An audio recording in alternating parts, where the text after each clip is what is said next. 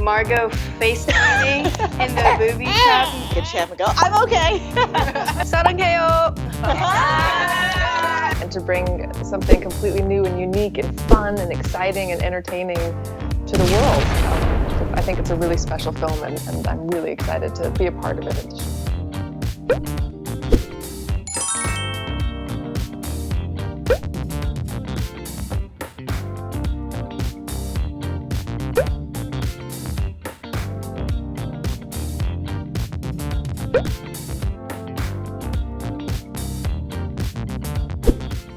Good morning. Good morning. Hi, everyone. I'm so excited. I think we are all so excited to finally share this movie with everyone, including the world. And you know, it's been about a year and a half since we all came together. It's been even longer for Margot, who came up with the idea. And so, yeah, we're just really ready for Birds of Prey to be out there.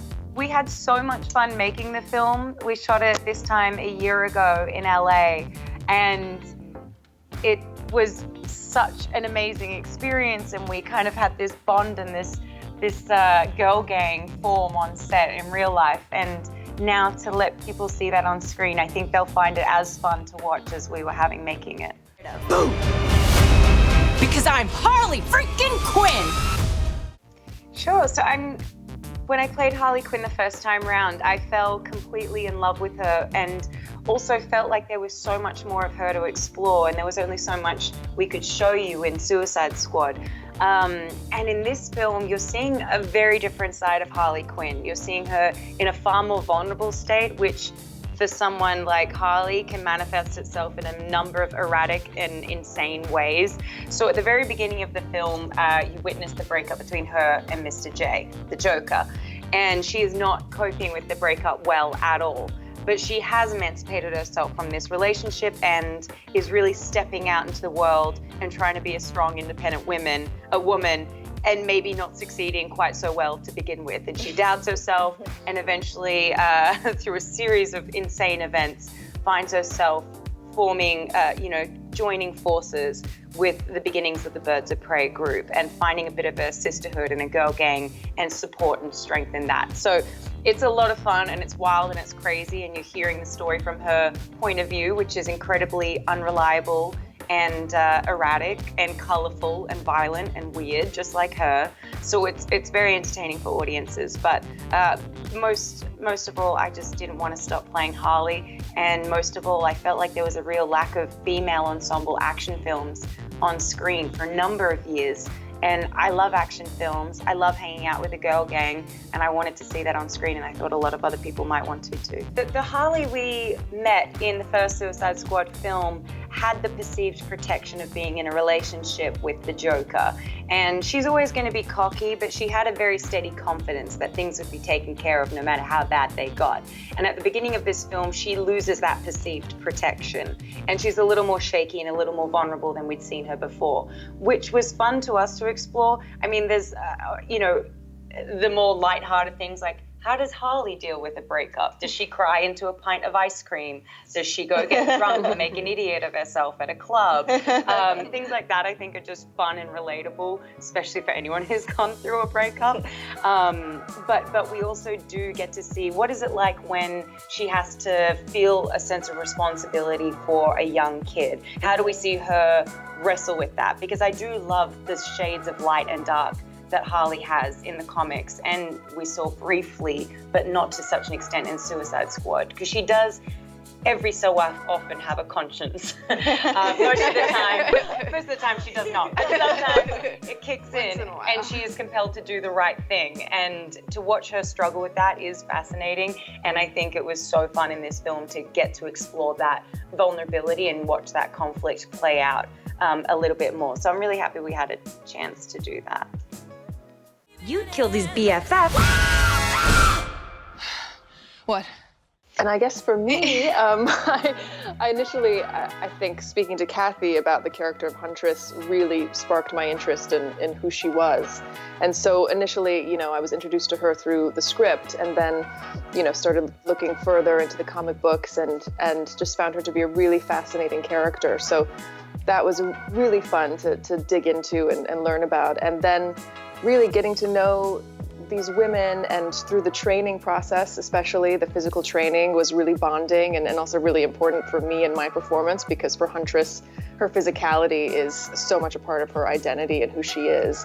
So I think all of those things were the most important for me in terms of finding Huntress and getting ready for the film. I think for me, I really loved Huntress's just complete and total commitment to her mission and to what I mean, I think, from certain angles, she could be viewed as villainous because she kills without really any compassion or care for her victim. but in her own mind, she's a real hero, because according to her value system, she is doing absolutely what's right, and she's getting justice for her family and what happened to her.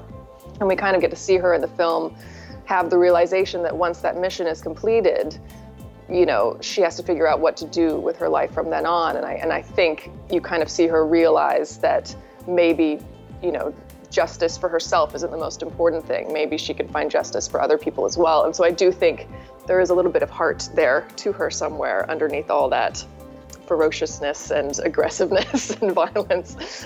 So I enjoyed that bit of her underneath it all.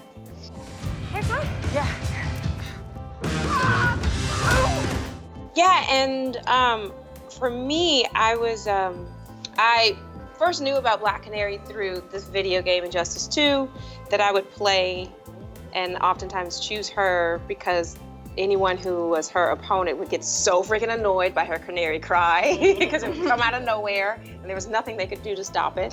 And then when it came time for me to audition for this, I was like, well, there's no way they're gonna cast me, so sure, go for it. No way. There's no way. And then got it, shockingly enough, and started really diving into the comic books, and just was blown away by her and her history, and at first a little overwhelmed because she had been retconned so many times and trying to latch on to, okay, well, what is the version of her that we are telling? And so kept going back and forth between the comics and the script, and realized Christina very intelligently had picked from several comics. So then I started doing that as well, latching onto certain comics and really honing into the Dinah Lands, the story that we're telling, which is more of an origin story. And I had to, I remember talking with you, Kathy, a lot, because I had to be very patient with the telling of Black Canary, because she, when we meet her, is not yet owned the power that she eventually does. She's not yet the Black Canary that we know her to be. She's very much so the Dinah Lands from the comics, this ferocious street fighter who can kick ass, but yet she's, at this point when we meet her in the film, she's working for Roman Sionis in his Black Mass Club as his night singer. And she really kind of goes on this arc of trying to find her voice, literally, and trying to find the courage to not hide who she is. And not really, she, right now she's kind of going against her nature, which is, we know Black Canary to be all heart, and to get in the center of the fight. And she's kind of trying to stifle that and just, keep her head down and just do her work and just survive. And so it was great because Kathy had to keep being like, Journey, we're not there yet, we're getting there. And so, the comics were a great source of inspiration for me. And then at that point, you just kind of want to make it your own, which is what we talked about a lot. Yeah, I love so many things about Dinah. I love how strong and fierce she is, and she comes from the streets, and so there's this quality of her that's very grounded, and yet she's got such power. And I loved exploring the contradiction of that, of the heart that she has and the vulnerability that she has and the compassion, which is one of the reasons why she works for Roman Sionis, is because she does still see good in all people. But it's also one of her biggest flaws. And playing this person who struggles with her strength was also interesting too, because I can totally relate to that. You know, she has such power and such potential to be powerful, and yet she hides it, and she's really the person in her way.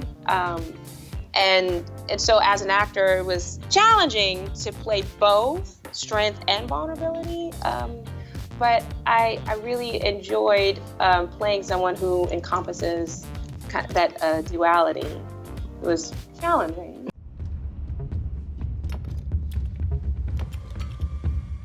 Yeah, I think when I first found out that I got the role, I bought this ginormous stack of every comic book that had to do with Cassandra Cain, that had to do with Harley Quinn, the Birds of Prey, and we also, Kathy, we got into this and talked about who Cassandra Cain really was, how vulnerable she is, and how this is more of her origin story. She doesn't really have any parents. She's really misguided until she finds Harley Quinn as like her big sister, mommy figure. And I really just worked with that, and I worked with the script, and I also worked with the movie Professional and used that as inspiration of like a dirty street kid. I don't know, I was just super excited and working with you and that sort of vulnerability, and I think one of my favorite things about Cass was how she was so independent, and I mean she was technically forced to be independent, but at the same time she got to the point where she was used to it, where she put on this skin and this wall from everybody else and a barrier that she didn't want to break, and when it did with Harley, it was something fun to play with and a good relationship. Down here!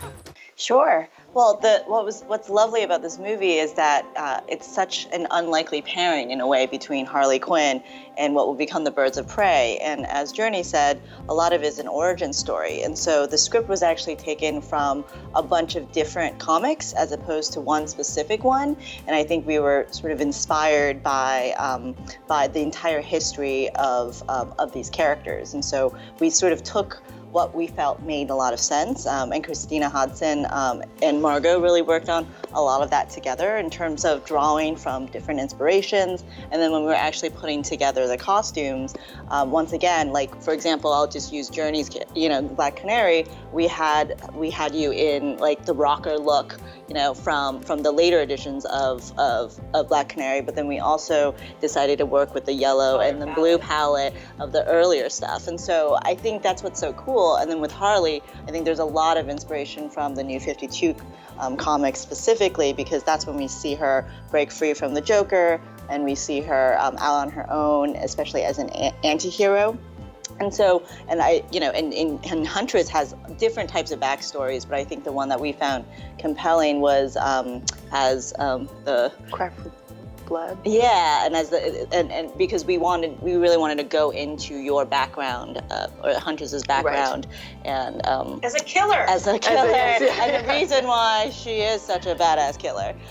So I guess that in a way was how the movie was created, where we paid homage to the entire history of the comic books, but we also wanted to make sure that it had its own original perspective and world as well. To me, I just robbed him. You just betrayed him. You just killed his BFF. And I think for me, the big takeaway is really that we are showing these women vulnerable, raw, imperfect, but still empowered, especially at the end, together. And that was a big theme and message that I always responded to in the movie, which is that you don't have, that separately, they are all going through their own shit, really, and that they come together kind of serendipitously. And then when they do that, they find out that together they're so much more powerful than they are apart. And I think that's just a really, really great theme, and something that, as women, we all really respond to. We should order pizza. Hey, Cosmos. Harley. Okay. Okay, yeah.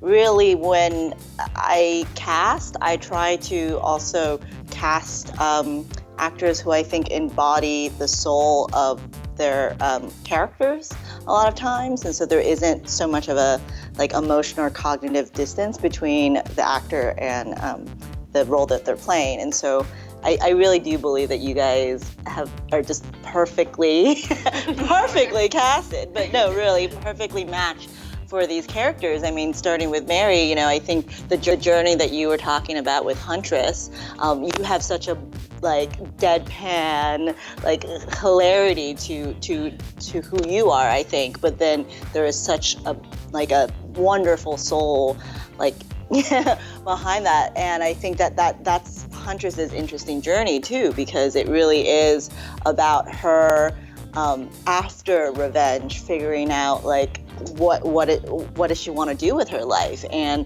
the personality that shines through towards the end of the movie is great. It's like such a little nugget of who she can become later, and I know that you had so much fun with that, and we did. It was a lot of fun.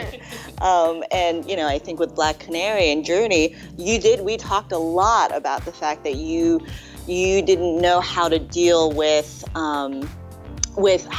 her place of weakness, you know, and because you're such a strong character. But I also remember us talking about how Canary has so much heart, and that she is sort of the moral compass of the movie in a way that Harley is not.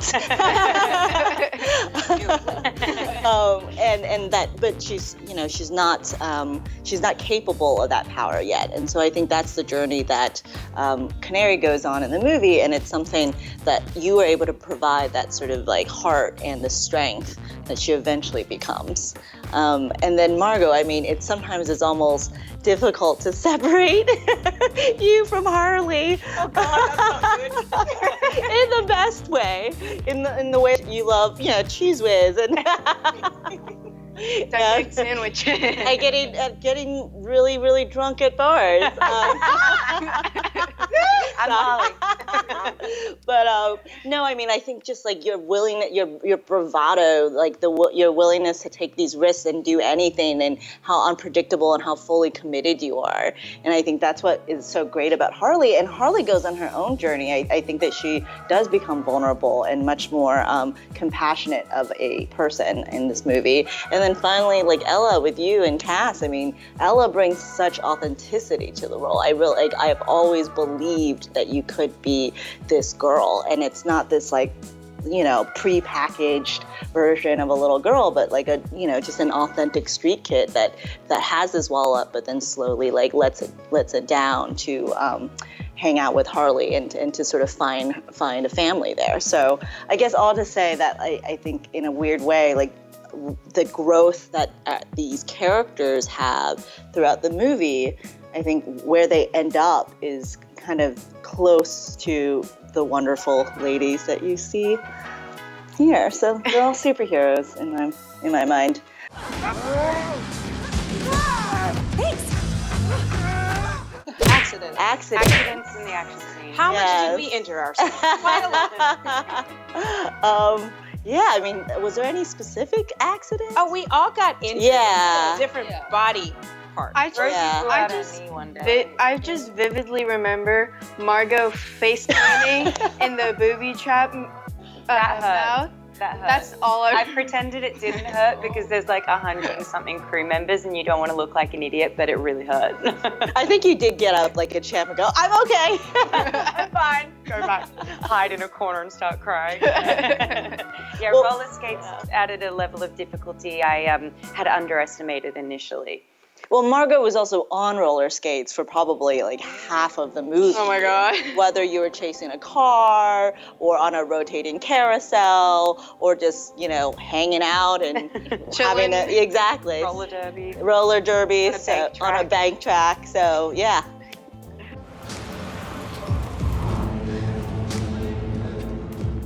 I think a film set is a very specific environment. It's kind of like going away on a summer camp and you all become so incredibly close, so very fast. And then you think it's never going to end, and you feel like you've spent a lifetime with these people. And I don't mean just cast members, the crew members as well.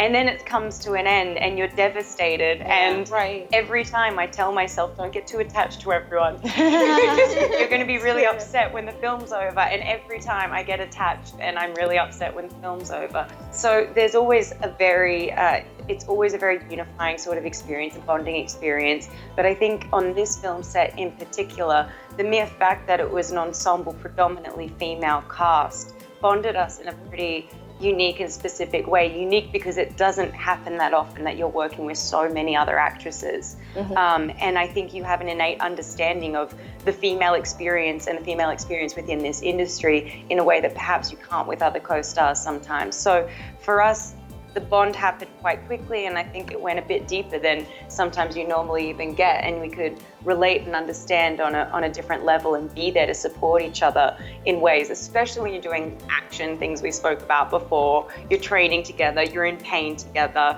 you're having fun together, and you're doing something that feels fresh and new. I mean, we haven't seen a female ensemble R-rated action film. I can't think of one I've ever seen, especially not in the comic book world. So I think also the idea that we might be giving the world something that they want and haven't seen before is exciting and thrilling.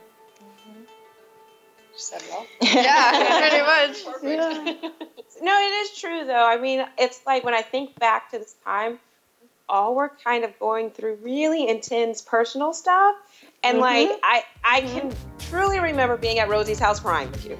I mean, like, genuinely, you know, and then like us all taking shots in Rosie's trailer. Ella wasn't drinking, by the way.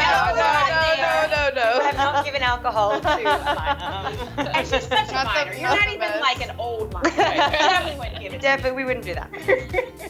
But you're in the girl gang. You don't have the alcohol. You don't need the alcohol. Maybe in the movie. Yeah. Maybe in the movie. Maybe. Okay, you're fine. But it is, You would drink it is in the such a movie. blessing to, like, you know, we didn't have to really put much effort into the girl gang aspect of it. It was just so natural for us, and there were no egos. I mean, everyone checked their ego at the door if they had one. You know, it was like everyone was so supportive, and we're in fight training for months with each other. And I look over and I'm seeing Mary killing it, and it only inspires me to kill it and push past the pain, you know, and then we huddle together and complain and bitch about the fact that we're in so much pain, but we're in it together, you know. So it was such an awesome experience and a rare experience. So I don't know that I've been a part of a movie. Maybe when I was little and I was like a little kid in the movie, but I certainly can't remember there being this many women in a cast, and it's just so refreshing to have like a real girl gang and feel like, you know, and then go to work together and stuff. So, I'm not gonna cry. I'm not gonna cry. I love you all.